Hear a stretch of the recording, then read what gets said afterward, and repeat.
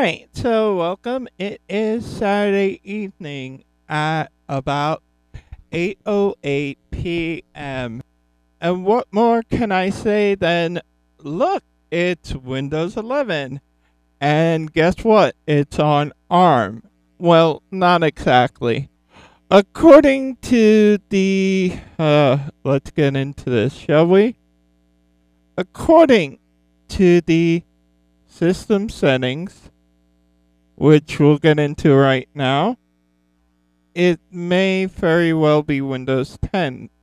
Don't mind me. It was before they had a restart for an update, so it may still be, but it may be, woohoo, Windows 11. Microsoft update. As you can see, we're in ARM. I am up to date. Windows Update says Windows Insider Program.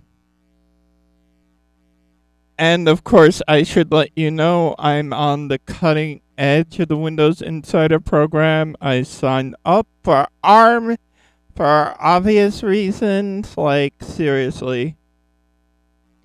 And this is like, to have access, you'll need to run.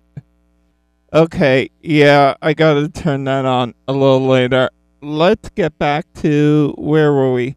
Let's go back to system. It has to say somewhere. So we have an ARM, OneDrive, Windows Update, Windows, yeah, okay.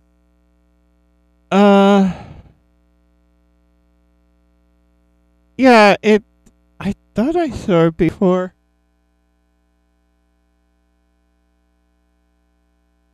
So for those concerned about the update, since this is a Windows preview build, the actual features change quite quickly.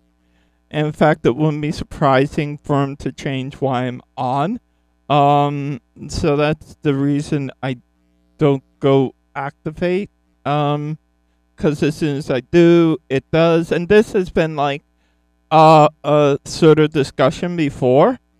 Like with systems builders, they will not activate Windows quite often, because even if you do it with a legal license for Pro or the like, if you update one thing and machine configuration changes, it's like, boom, you have to reactivate again for the 15th billionth time. Where would it, maybe in the local account? I don't know, multitasking, activation, troubleshoot, recovery, protecting my PC.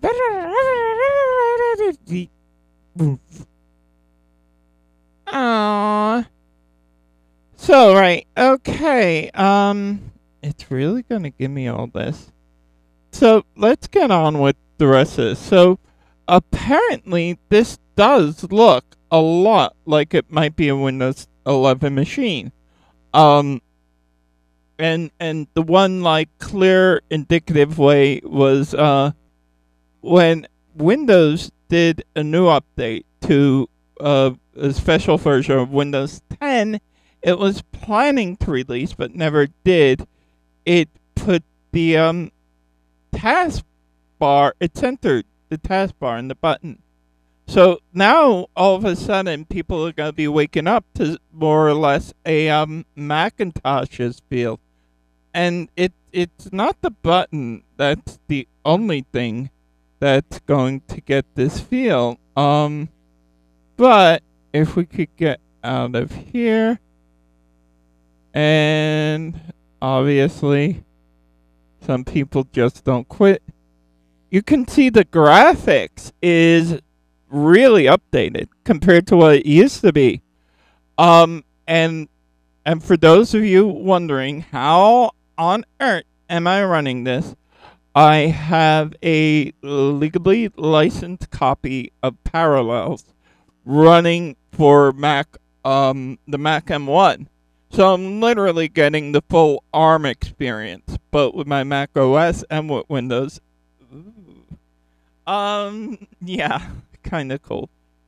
And I have to say, it did kind of do good with running a few things, but I'm sort of old school, so I'm not going to say a lot on that because, like, even the demanding stuff I run may not be demanding compared to most people's standards. Which is to say this, I will put a lot on the system, but like hardcore gamers are going to put a lot on the graphics, where I'm going to like intensely hit the processor for performance. And so far, I gotta be honest, the like on things that are high performance, low graphics, the M1 has seemed to meet the demand. But I'm getting ahead of myself. So this comes about 2 days after a few articles were released, after Microsoft actually added to the info docs for Windows 11's release themselves that it would be supported under the ARM 4 core processor architecture. That is, can we guess what machine that? No, I know an M1 can do it, but can we guess another machine? That's right, a Raspberry Pi. So now for all you people who have been stuck on the Raspberry Pi with like Windows 10 that doesn't even like run the way you want it to, Windows 11 will be supported. More so than probably IoTs from Intel, which in and of itself will make an interesting end user game here, because it means that end users will be able to more effectively get low cost, low power, low footprint PCs than they have from before. And it also means that on ARM 4 cores, they'll be able to, like, because the one reason this is, like, arranged the way it is on Windows 11 with all this the way it is because Windows 11 was redesigned by Microsoft. This is the post-Gates era. To benefit tablet users and device users. So this makes an interesting, like, thing for Microsoft because it openly competes with the Mac. Not so much in that, it's not going to like give a huge leap to anything serious. Like, this is not going to break the iPhone. It's not going to break like Android.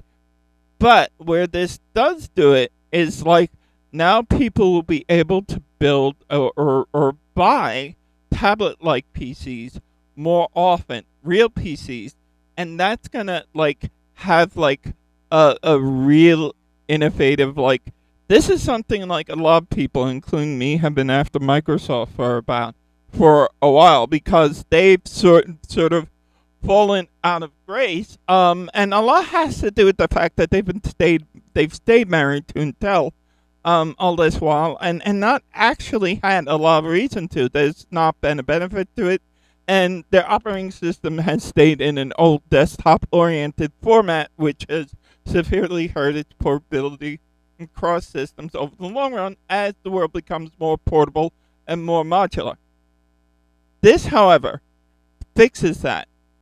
And Apple could learn a lot from this in as far as changing and adapting on the fly, because Apple's new OS will be a great innovation compared to what it was, but a lot of that has to do with the innovation of the processors themselves and the machines underlying. The M1 is a great platform, and I think it's phenomenal. It has a lot of potential under. The big problem, though, with this is that Apple is not actually updating and actually like refurbishing its software to a modern level, and this is actually a pretty bad thing, considering Apple runs on BSD, which is completely connected to open source through other operating systems such as Linux and the GNU sphere that regularly update like user interfaces and the like. So Apple could actually be benefiting off of this in a very realistic way and have very revamped, very refined graphics and interfaces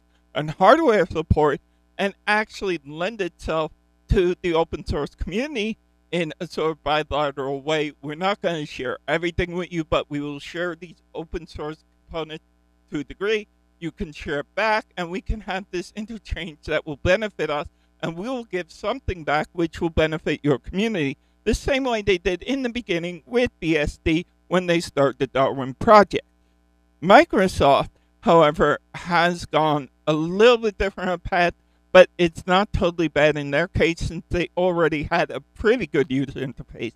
What they needed to do was actually take that user interface and revamp it. And they actually had to prepare themselves for going off Intel hardware, which is usually getting out of date and not as relevant as it used to be. So right here, they are obviously porting out to the ARM architecture, which will guarantee their ability to go on tablets and devices, a lot which will use cellular phones, but be used for more functions than just cell. As 5G becomes a thing, it becomes more capable that one can actually live a portable and modular life where they can work and live offline or off a grid as it was without completely being offline and disconnected. This gives people further ability to actually be productive on the run than they ever have been in life. And so this is significant in Microsoft taking advantage of it, and the fact that Apple has not jumped completely on board and actually seen the opportunity here to bridge their two worlds and take the learning experience they've had from iOS and macOS and merge them together the same way they've done with the learning experience they've had from their portable devices such as iPhone, iPad, and merge them together with the hardware they had on the desktop, the Mac Air Pro, the MacBook Pro, MacBook Air, and the iMac, which merging that with the device thing has given us the M1, which is revolutionary in as far as hardware, but they need to do the same with software so they can actually integrate the experiences and do sort of what Microsoft has done here. Because even though this is not on a touchscreen environment, if I was to load this on a touchscreen environment, it would be extremely intuitive compared to what Windows was in Windows 10, and that says a lot. So, with that ramble, I just want to get this here. This is truly revolutionary. And if Apple has a lot to learn here, and as far as what it can do with the interface and what it could bring forward into the market and how we could all benefit. If Apple would do that, then and this includes, sorry Apple, you gotta put those touchscreens on the MacBooks. It's just not a thing. If you wanna keep the consumer happy, you gotta put those touchscreens. There are a number of diehard Mac fans who have said this. Touchscreen, touchscreen, touchscreen. You refuse to do it. It's about time you caved and did it in a proper way so we can all benefit from it. I think having a MacBook convertible, whether it's the Pro, the Air, or a whole separate line by itself would actually be a benefit to most Mac users. I think that's about my 10 minutes here, and I'm just so it's absolutely stunning the way it works, and you're not just limited to Microsoft software. You literally have things there like Opera, which for some weird reason Opera is taking a while to load. Oh no, that was just me. I hadn't clicked on it. Yeah, go figure. But yeah, is it me? No, Opera isn't loading. Oh hell, don't tell me Opera's misbehaving. Oh well. But even if I don't use Opera, there are other things. There are Firefox, there is Chrome. And if the other thing about this, which is really exciting, which is something that the Windows thing would actually be beautiful for in this case, that most people don't consider, is you also have the Microsoft Store, which is enabled on the new Windows update. So you literally have all the apps and whatnot you love to expect on the desktop, and including a few that could be integrated into a tablet or portable environment. These include TikTok, Netflix, blah, blah, blah, along with Microsoft Office and similar. So you could really make this an end user environment for all users and constructively have this used by everyone.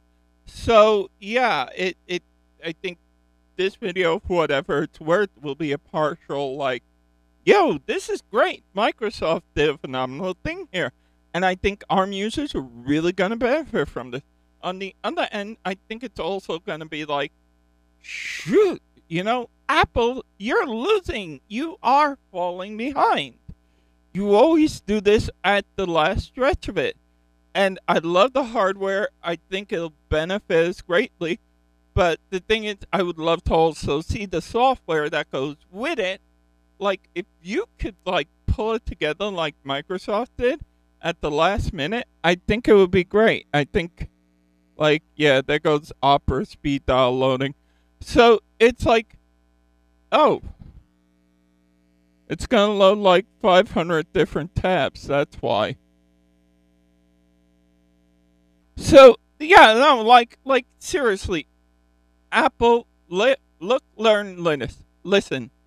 We have the opportunity here. And if you think I'm excited about this, get excited about something else. The fact of the matter is that also on the M1, we are also going to be having Ubuntu and a few other Linuxes, including Red Hat, Ubuntu, Kali Linux. So there is a lot of opportunity here to expand your horizon on this hardware. It's a beautiful machine. Now, I got the expanded one because that's just me. I'm a power user. I literally have to be hooked up and hooked in. But for those that don't, I can tell you from watching other videos and talking to other people, sort of the configuration I'm using right now could be used on a low-end 799 or an even, machine, a MacBook Air for $799 with only 8 gigs and a low amount of disk space. It can also be used on the low-end Mac Mini if you can afford an actual MacBook and you're going to be using this as a desktop environment after all, in which case you could buy the Mac Mini. I believe it starts around $599 or $699. And it's obviously lower with the student discount. And then you could go ahead and have this much power and still run the same amount without actually, like, breaking the bank, especially if you have your own devices such as keyboard, mouse, monitor to begin with. All right, then. So it's been a great, 10 minutes. I don't think so. But, yeah, we got through that. So, obviously, Opera is taking an extraordinarily long time to load. And I have no idea why. Because it shouldn't. It's like that is slow. And Opera isn't that sort of thing where, alright. Like, Opera used to be cold bloatware. I think it's going back to that now. So, yeah, let me get out of Opera. And then I'll just, play Opera. Yeah, obviously, I don't know why Opera 1's slow. So yeah, but there's a few browsers on here, and we could take a look at that. Also, if you're interested, it also runs all the, gaming and that, so if you're really, into hardcore gaming, you can go in here and you have Steam. And no, I'm not talking about the stuff you'll use when you boil water. You have the real legitimate Steam. And you can, buy and download games like you would on a regular PC. I am so sorry about the delays in the graphics. It is either because of how much I'm running or what on earth, I don't know. I really don't. But in either case, yeah, Steam does run. It runs pretty good too. I wonder what it would run like if I, rearrange the icons all of a sudden. But, yeah, no, it doesn't, why are you doing that? And why are you taking time? Oh well, anyway, I just want to give like a sort of like preview of things. This is odd the way it's done this. It's like it was not behaving this way before. And I really don't know why it is right now.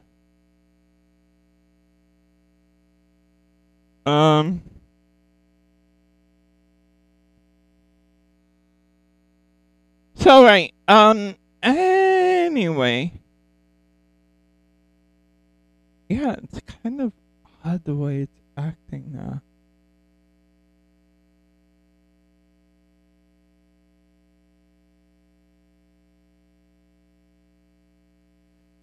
Alright, let me I'll shut this down.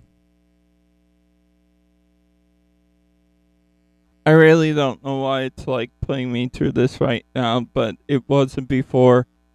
And I'll leave it at that. But I think that just about does it. This video will go up.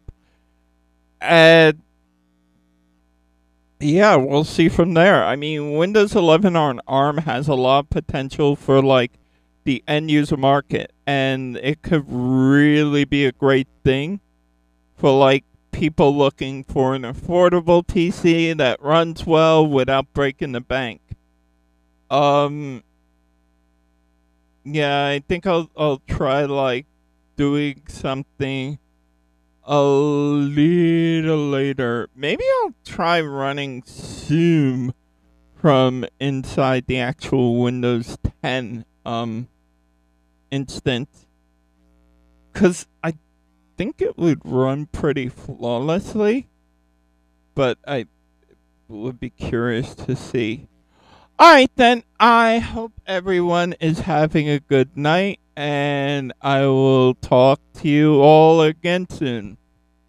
Bye.